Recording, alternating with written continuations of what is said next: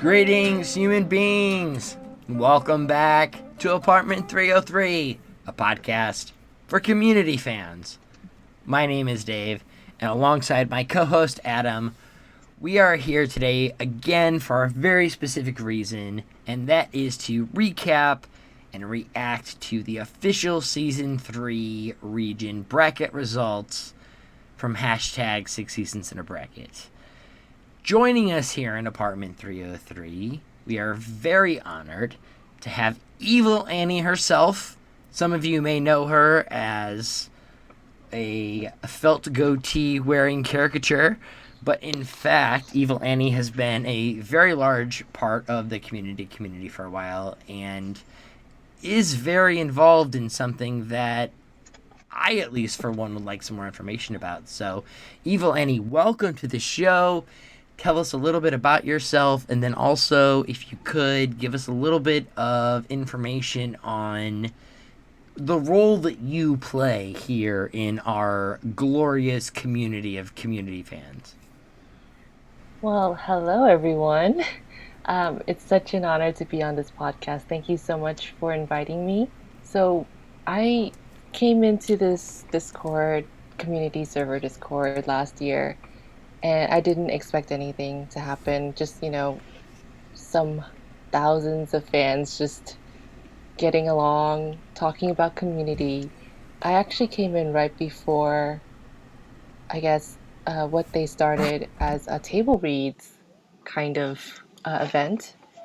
And then slowly it trickled a month later, and I was talking to some of them, and a lot of the people on there intrigued me so much that I was just like, it'd be great for people that don't have Discord yet or who are on Reddit or just like elsewhere, like Twitter, to get to know the people that also enjoy community that's in this like little community that Discord has for community. And so I just thought maybe, I can't take all the credit.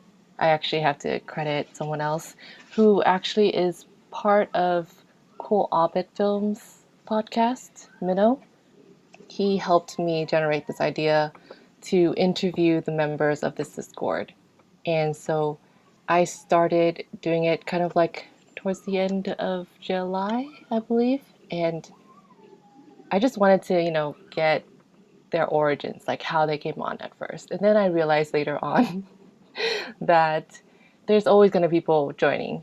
And so it's a never ending kind of, I'm not going to call it a job, but like an adventure, a journey. You created a monster. I did. A glorious monster, which is really just like three students dressed up in a costume, but still. That's true. Yeah, every time I check in, there's always a burgeoning group of new participants, and I find that very, very, very encouraging, for sure. Yeah, so first season, I focused on a lot of the people who are very active and that I was really close with on the Discord server. And so for season 2 that I launched, I believe last month, I brought on two guests instead of just one. And I brought in other people like staff, faculty now, the mods pretty much of the Discord server. So to get a little bit more of like how things go and whatnot. Like I know season 1 I had the dean on there, and the host of the entire server, and I had him on for anniversary week actually, like right before, so that I can release it on anniversary week. And so it's been such a journey to find out who these people are and what they love about community and like how it's affected them and their lives and just like what they thought about the community server and what it's brought to them and their lives, meeting just people across the world pretty much. And so yeah, that's pretty much what I do. I pull out all the people of the of the server, and I just let people hear about their stories. Well, I think that's absolutely fantastic. I know we live in a world where, some people are on Facebook and Hmm. Snapchat and Twitter and all these other different mediums, but I, for one, will be the first person to champion Discord because I feel like it incorporates all of those things into one, Hmm. really brings them all together, which was a big, big part of the reason I wanted to have you on. We've Hmm. been doing this podcast since about the same time you started the server. I think our first episode was maybe a month before. But Discord was a big part of what I considered when we did this. And so when I saw your Discord popped up, I was like, yes, thank you. Someone did this. Now I can be a part of it. Um, Yay! and I'm very excited. So now that we have established your expertise, um, and people have different levels of expertise. We've talked to people who've been on the show. We've talked to people who've analyzed the writing and the directing. But you are someone who I feel like more than anyone has the pulse of the people, the pulse of the Ah, fandom, the right? pulse. I like that. And maybe that's an unfair characterization. I'm not trying to put too much on you. However, it seemed like an awesome opportunity to bring you on for season 3. So, just to set the stage, Oh. we're going to get into these matchups, but when Adam first came up with the idea for bracketology of community, Hmm. and I tried to embrace how to exercise that logically. Um, we had a bunch of different ideas, and we wanted to try to get people from all different perspectives. But when I was looking at the 4 brackets ahead of time, at this point, everyone knows we have 4 regional brackets: one for season 1, for season 2, one for Hmm. 3, and then one for 4 for 6. But when this all started and I looked at the brackets, the first thing I thought was, well, season 3, like, do we even need to talk about season 3? Like, there's a winner. It's the obvious winner. No one's going to fight us on this. So we didn't start with season 3. We started with season 2 because in season 2, I think you can make a very strong argument for Hmm. 2, 3, maybe even 4 different episodes to come out of that bracket. But once we went through the bracket with Kevin, what we realized was, while Remedial Chaos Theory was the powerhouse we were expecting, there were a lot of other upsets along the way and episodes that made runs we were not expecting. So, despite the fact I thought this was going to be the most boring and most chalk out of all of this, now you are here to go through it with us and tell us where we were right and where we were wrong and possibly getting up with Adam. We'll just have to see how it plays out. Yes. Adam, anything else you want to kick in here on my ridiculously stupid long monologue before we get to the bracket? I am content to start talking about episodes here. I'm excited to see what you've got, especially, I mean, it's really great to have someone with a perspective from the actual darkest timeline. So I'm glad to have that represented on our podcast. Matchup number 1. It's the number 1 versus the number 16. The number 1 is Remedial Chaos Theory, and the 16 is Biology 101. Evil Annie, who would you advance from that match? Oh my gosh, no doubt. RCT has a huge impact on this choice for sure. There was like it was like no argument there. I think we would be hard pressed to find someone who would argue for Biology 101, even though Dave and I both like it as an episode, it doesn't, in our estimation, doesn't stand a chance against Remedial Chaos Theory. So, agreed there. So after that, in the 8th seed, we have First Chang Dynasty. But it's going up against Horror Fiction in 7 Spooky Steps. I know it's not the first Halloween episode. It may or may not be some of our favorites, but what do you think, Evil Annie? Put on the felt goatee. Tell us who advances. You know, with who I am, I mean, just the story of Chang building himself up to this moment was so fun to watch, and yet at the same time, it was just I enjoyed watching that episode so much.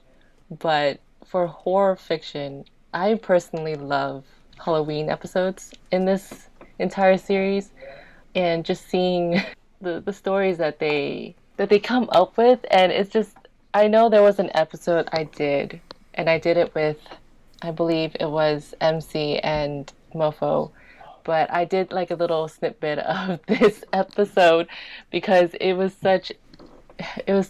just funny watching Annie and Shirley, and then like everyone else having like their own perspectives. I would have to decide on horror fiction.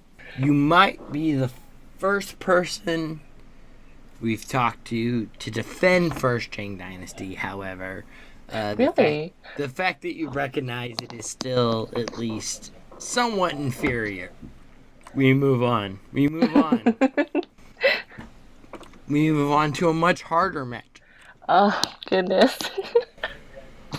Because sometimes I go all the way down, but sometimes if there's controversy, we, work right to left. So, based on your last 2 responses, our second round matchup for your bracket would be the number 1 seed Remedial Chaos Theory going up against Horror Fiction or First Chang Dynasty. Either way, okay. Do either of those episodes beat Remedial Chaos Theory for you? That's not even no, it wouldn't. Unfortunately, for those 2. So but yeah. we don't need to argue for 45 minutes against the 8 versus 9 because Remedial Chaos Theory smokes both of them in the next round, right? Yep. All right, let's move down. I know that Adam has had some dissenting opinions on at least one of these 2 episodes. Anything you would like to mention now before we give Evil Annie her vote? No, so far so good. I'm right on board with Evil Annie, and I'm not sure what that says about whether or not I'm evil, but I'm on board with her. Okay, so we didn't destroy your bracket until later. That's fine. I'll keep that in mind. I promise when we started all this, I thought Adam and I were going to be like 90% on the same level, but I got to tell you, bringing in other people has really spiced things up a little bit. That's the fun of it. All right, well, then it's on you, Evil Annie. Pillows and Blankets, the number 5, going up against Virtual Systems Analysis, the number 12. Oh my gosh. When I listened to your podcast on this, I had the longest, I had to pause it for a bit, and I was like, oh no. If I had to choose, I wouldn't know. I know so many people that love virtual system analysis for a lot of reasons. And then there are others who would choose Pillows and Blankets. And I had to discuss with a good friend of mine on the Discord server while we listened to this together, because I was like, I need kind of someone to bounce this off of. Pillows and Blankets really had that mixture of fun, of just silliness, but it's like they put in so much effort of a lot of other things, to make it as entertaining, as community-like as possible. But at the same time, it's it could be serious. Versus virtual system analysis is I I love how they brought to light Abed's side to a lot of things with this one. And it just, I don't know, it was so hard. I enjoyed both episodes a lot, but in terms of just how, like the things that I personally enjoy in terms of watching things, I would have to go with Pillows and Blankets. I think I don't that's an know. excellent choice. Yeah, that's the way that we went too. On the podcast. I'm just really excited that you felt like you had to do homework after listening to our podcast. There's no there's no greater feeling for me than inspiring someone to do a deep dive on a Community episode or two. All right, so it doesn't get a whole lot easier. We've got digital estate planning going up against foosball and nocturnal vigilantism. Oh, goodness. Okay, so I agreed with the whole like I love the Shirley Jeff dynamic and I would have loved to see more of it. I Right. thought this was such a great insight to like how connected those two are in their lives, and it just made me want like to see more in general, and just mixing that up with foosball and like you know having this competition with the Germans. It was entertaining. For digital estate planning, I'm not a gamer, but I appreciate the hard work that goes into creating a game, and just watching people play games has always been like kind of like it's a relaxing activity for me, which is weird because I don't hear people say that a lot. And it's funny because currently right now we are at this episode in terms of like it just happened for the rewatch on the server, and on top of that, the table reads we're about to do it this Saturday, and I have to rewatch it because I'm show running it this weekend, and I didn't realize how much I loved this episode until I rewatched it like 3 times. And so, in the end, I want to say they're both, if you think about it, they're both kind of game related. Like Yeah, um, digital versus analog, but both exactly, still yeah, games for sure. Yeah, yeah. yeah. And so I had to think about like whether I like physically playing a game or like digitally playing a game.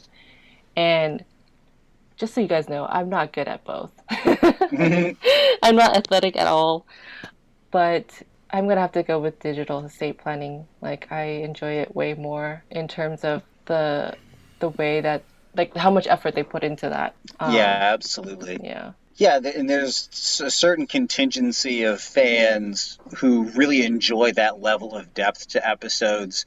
Others will kind of dismiss that as, oh, this is sort of a gimmicky type episode, if you will. Hmm. So Abed's Uncontrollable Christmas falls under this category too, where it's this huge endeavor and like they have to totally shuffle all these moving parts to get the episode done and to get it done well. Yeah. And it sounds like you and I would agree that we appreciate the depth that they had to go through to get that episode out. Yes. Yes. I mean, it takes a lot of work. I do we you and I mean, you guys and I, we do production work, right? It takes a lot of time and effort. And yeah, that's where I have to put that down and just appreciate and choose digital estate planning over foosball. Digital estate planning does move on, but it now faces pillows and blankets. Oh. This is the terror and beauty and horror of this format. Yes, yes it is. Oh my goodness. If there was an option for me to like stop here, I would take it, but no, we gotta know. There Uh, are at least half a dozen people who've been forced to make choices they couldn't deal with. yeah.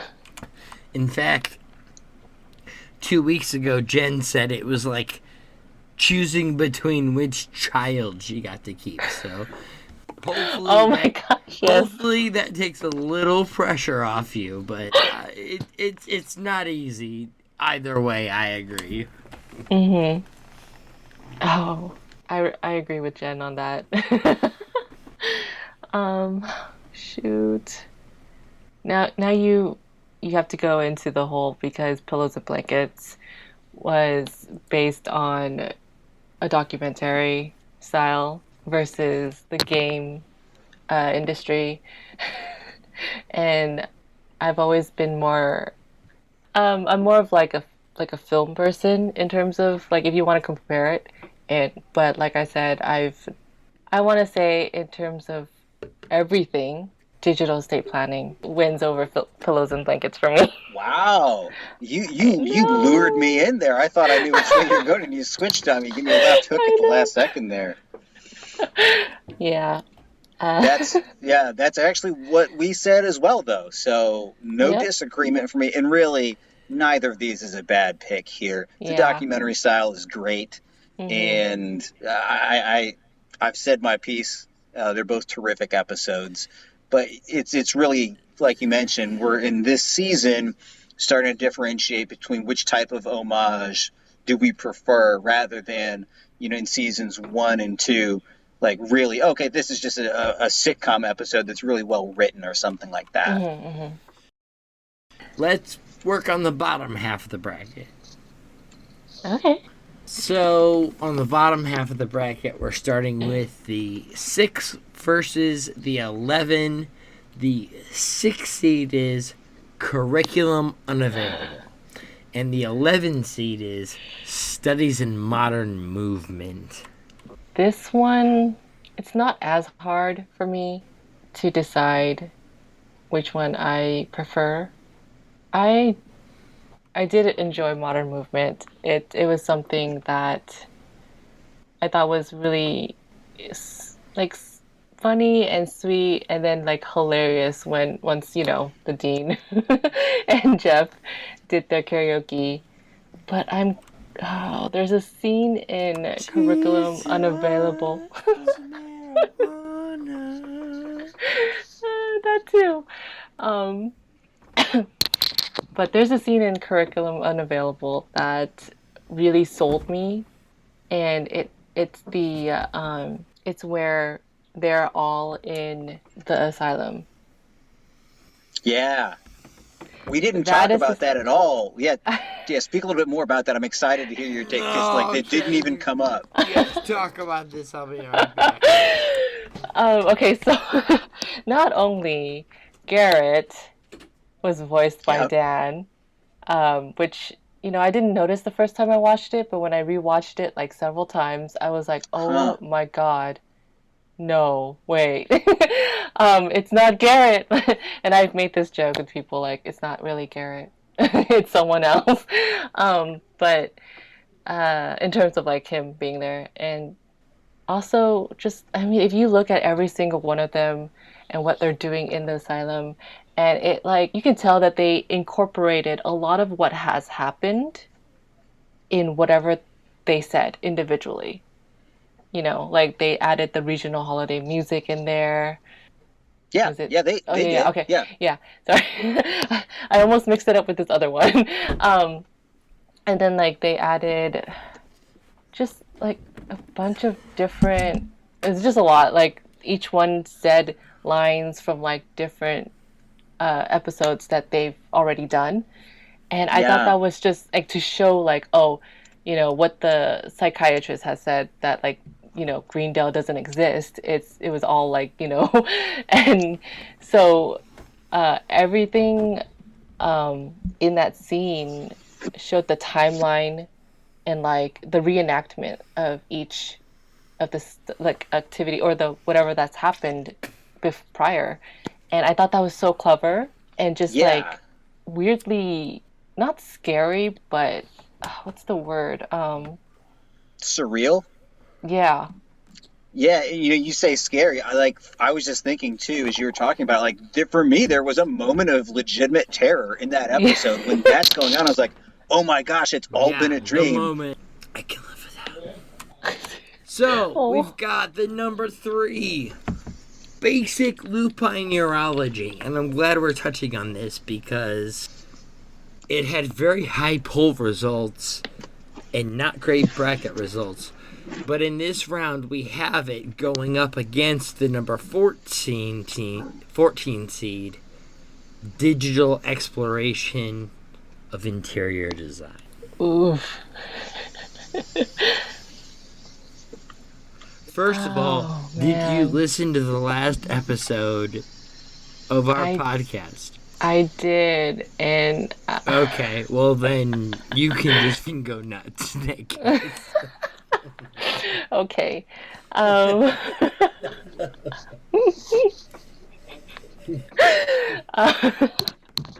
This one, you have carte blanche, my friend. Let it out. I was actually very shocked you guys ended up going with the one I didn't think was gonna win. But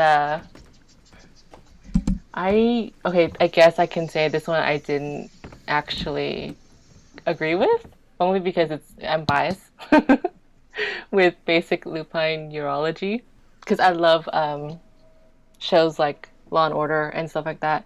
So I thought this was hilariously done. But for interior exploration of interior design, I mean, to me it was like the second, like, I guess the sequel, right, to Pillows and Blankets, in the sense of like, now it's like, there's just so much going on, and I don't know, I just feel like in terms of cinematography, in terms of like how they made basic lupine urology both serious and yet funny, just baffles me in a good way. And it's like, of course, I'm just gonna be like straight up, it was way more memorable to me than Digital Exploration. Like, I had to look up what was in Digital Exploration like a bajillion times just to remember. And I mean, of course, it's different than just like rewatching the episode. And so I was shocked, but I understood why you guys chose it over Basic Lupine. Basic Lupine got a whole lot of hype in our poll. Mm-hmm. I'm sorry that you have not yet received your payment for a lifetime full of free Subway sandwiches. That is definitely... I'm not saying it's my fault entirely, but I do definitely have regret that you were not rewarded for that. I came into this episode torn, and we had Kevin on, and the case he made for this episode just took everything I loved about Community and took it to the forefront. I think that Basic Lupine Neurology is a good episode. I've seen some Law and Order, but for me it's just it's not close. I mean, I do get what you guys were saying on there, and it really did make me think about this episode specifically. And I want to ask Adam, though, were you close? Did we overrule you on this? Hey, hold on. I'm sorry about my friend here. He's a bad cop. You can talk to me. I'm a good cop.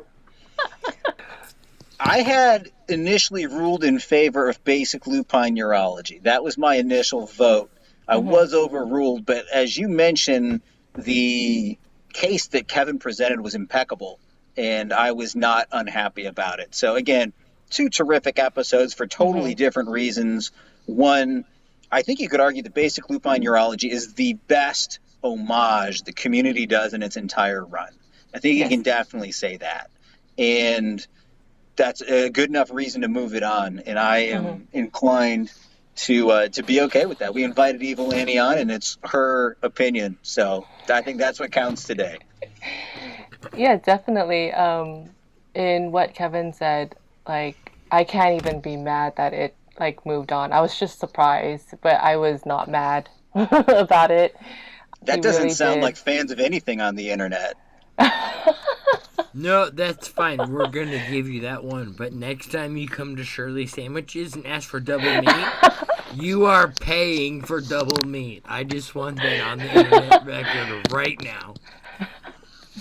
That's okay. And it's going to cost you at least $10 to have a drink with Mr. Winger in the back. So, No. so let's move on down. I didn't think we were gonna have dissent there, but that's why we brought you on. That is the beauty of multiple perspectives. 7 versus 10. We're getting closer in the first round, and Oh then man. it all speeds up. It gets harder but faster. So, but for right now, 7 is documentary filmmaking redo, going up against the number 10 intro to finality. Evil Annie, what do you think? Oh God. This one. My feelings on to finality was very mixed, but at the same time, it was just something. I actually thought it was. How do I say this? It was. Did you think it was the series finale? No.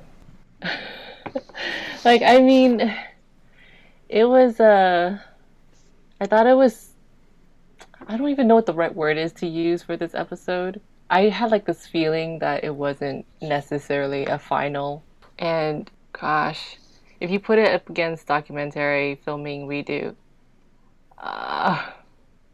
like, I feel like it didn't have a chance. And I was right when you guys were discussing it.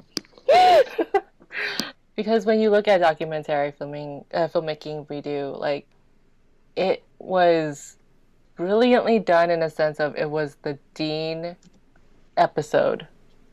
And just everything about it, to me, it spoke a lot more to me in terms of like, as like someone who does scripts and stuff like that and who's done productions, like everything in that episode made me laugh, made me entertained, and I was like, yeah, I can actually see this happen. Like it's something that's so, and on top of that, they brought in monologues like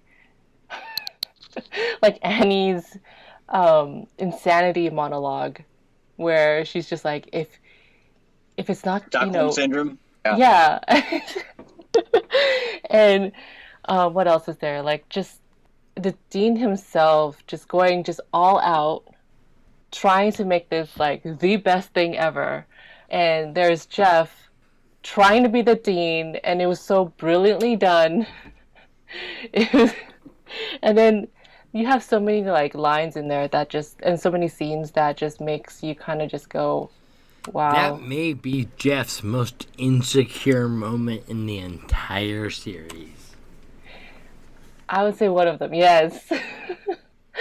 It brought out a lot in Jeff. And just that entire episode was just, I don't know, breathtakingly, like, it made me anxious, but at the same time, it, like, I don't know what the right word would really be. But for me, it would win over Intro to Finality, for sure. That's all. Yeah. No, you've said it well, and that aligns with how we picked it last week. So. I mean, do we do regional holiday music versus course listing?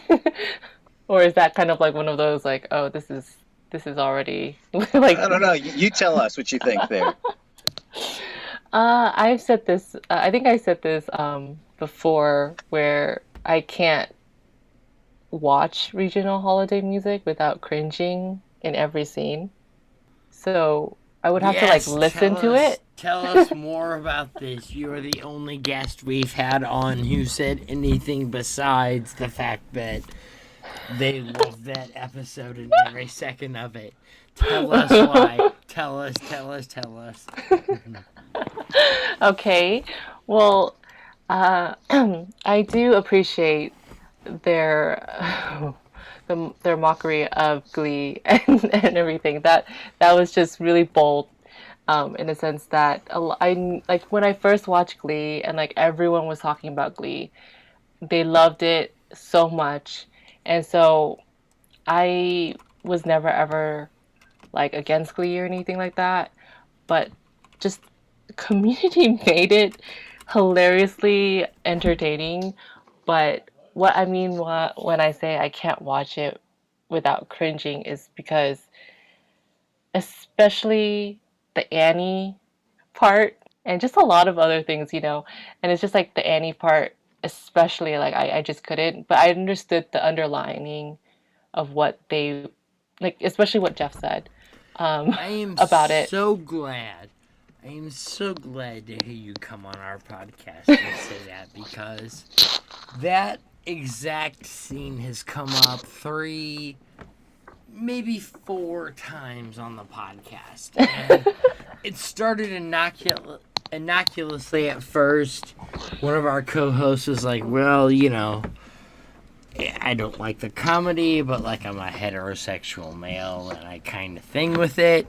But then another person said it was the worst thing they'd ever seen in the show. And the last guest we had on the show said it was their favorite part of that episode. And the reason it was their favorite episode, I tend to agree with you. Like, there is a funny bit there. There is humor to be had, but am I crazy, or does it just go too far and the humor stops and the uncomfortable awfulness continues about 80% longer than the humor?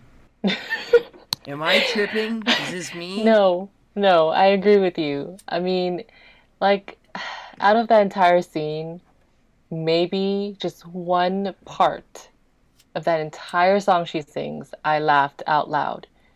After all the cringing and all the uncomfortableness, it was the only part of the song I actually laughed out loud, There which was are like, funny parts. yeah, but it's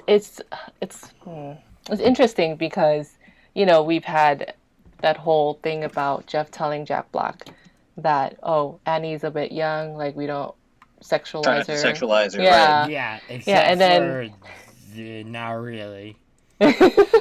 Yeah, exactly. Like just because you wrote that line in the show doesn't mean you spend literally the entire show sexualizing Annie.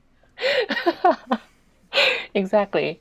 And this episode made it even worse, where it's like you're just like literally watching her be like that, and it does get uncomfortable. Like I even get uncomfortable, and it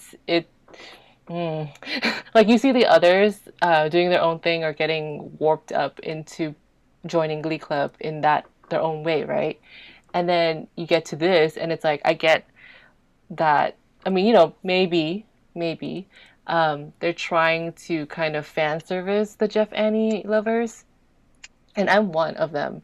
But it went so far off the grid of like what is to be expected or what I would have loved to see instead, that it's like it makes me cringe in that kind of way of like, no, even Jeff doesn't want it to happen this way, A good laugh. It's cringeworthy, but to the point you just made, nothing about it draws Annie and Jeff closer together in any sort of real way. Yeah, exactly. Like, it's purely there for the punchline and the shaking your comfortability, right? Yes.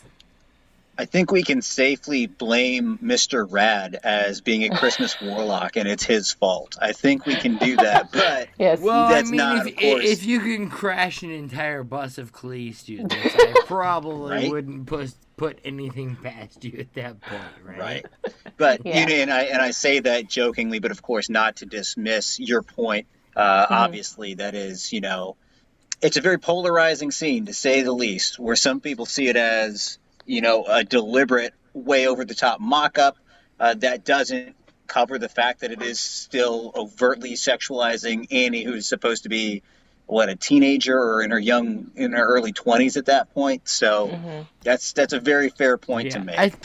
I think there may or may not be a slight chance that we have gotten a tad off topic hashing through this bracket. But that's what this is for. You know, the first time we went through it, we didn't necessarily have all the time to talk about all the reasons we loved the good ones and the hesitations we had with the other ones. So if you guys are keeping me on track, we were just discussing regional holiday music going up against courts listing unavailable. Yes. All right. Let's go all the way back to the top. Remedial Chaos Theory going up against either horror fiction or First Qing Dynasty, depending on who we consult. Either way, is there a winner here? Yes, I would say so. What is it? What's the winner? RCT. Yes. Sorry, that was definitely supposed to be a softball to get us on track. I was gonna continue and be like, necessarily mean to have to force that out of you there. No, it's okay.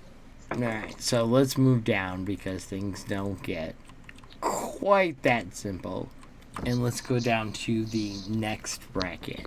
In terms of the 512, 413, where's your bracket looking at right now, Adam? So for the 413, you're saying we had advanced digital estate planning, and that was going up against pillows and blankets, if my memory is correct of our conversation today. Right, Annie? Yes. Right. That is correct. And then I know what we picked. Did you advance digital estate, Annie, or am I jumping the gun there to go up against remedial chaos theory?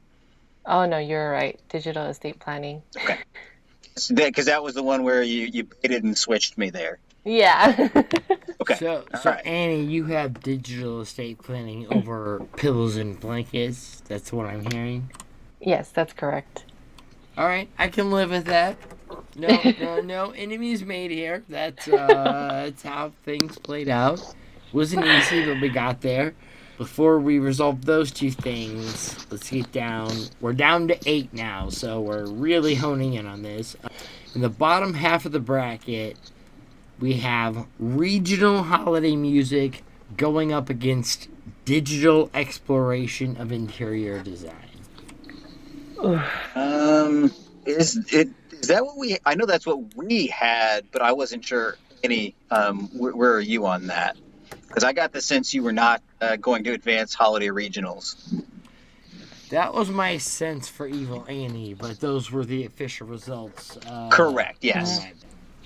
Yeah. So for the 215, you were going to. I guess we kind of moved on before we got an official answer. Course listing unavailable or regional holiday music goes on for you. I would have to say regional holiday music. As cringy as it was also very entertaining. So for you, the highest hit a little bit higher, enough to cover up for the cringy moments then? Yeah, everything else was,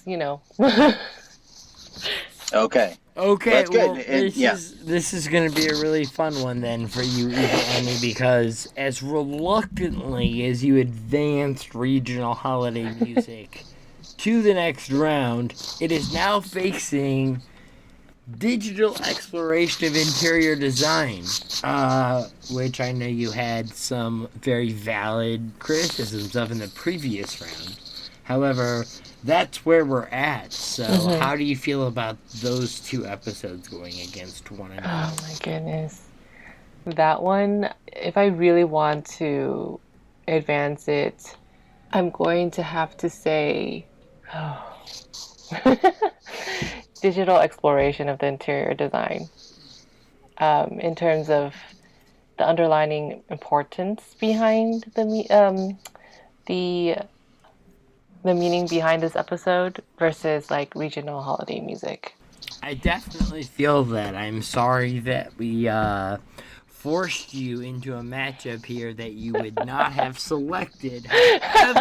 However, it will possibly bring you solace to know that we did all agree on this front. It was very, very hard for us. It sounds like that the people we spoke about these episodes with were much higher on both interior design and regional holiday music, but nevertheless, we did advance digital exploration of interior design. So, back up to the top to see who it faces. The last matchup we have, Remedial Chaos Theory against Digital Estate Planning. Oh no. It's a tough one. It is. Oh, goodness gracious. Oh my god. I love RCT. Because that's how, if anything, I'm created. Amen. Yes. Oh, I'm gonna have to go with RCT. As much as I love digital estate planning, RCT had. I'm very into like the whole different, like timeline, dimensions, world thing, and it really made me kind of go, wow. And on top of that, they were, yeah, it was just, yeah. I mean, the listeners might not know this, but Evil Annie had to roll a 4 on a 20-sided die before she would even agree to come on this podcast. So I think that is definitely defensible. I am very impressed that you hesitated there. There was a brief second in my mind I thought you were going to go digital estate planning, and I would have supported your case there. But like I said, unlike all of the other 3 brackets, I think that this is probably the one with the overwhelming favorite and 1 seed. So that leaves us to 2 episodes, which were very hard for Kevin and Adam and I. I'm guessing probably not as hard for you, but we are left with, for the Season 3 champion, it's either Remedial Chaos Theory or Digital Exploration of Interior Design. Yeah, there's no doubt that I'm gonna choose RCT. That's kind of a given if you want to put it against. I think you eliminated digital like 8 rounds ago, and this is like a 4-round tournament. So I'm not super surprised to hear that. But rest assured, this is the one bracket that I don't think anyone will judge you for going chalk. If they do, we will defend you vehemently. Oh, that's for sure. All right. That does it for this special St. Patrick's Day shenanigan extravaganza of Apartment 303. Evil Annie, we can't thank you enough for joining us. That was an absolute blast. Thank you for sharing some pints and sharing some perspectives on this Season 3 bracket that we've got going here. As always, you guys can find Apartment 303 wherever you find your podcasts. Please check out Community Discourse, Evil Annie's podcast, as well as catch up with all of us on the Community Discord server. We will see you guys a week from now, where we will be releasing our official bracket for seasons 4 through 6, starring a very special guest whom you all know, Matt, from Communities. So, in the meantime, we will see you then in the next episode of Apartment 303.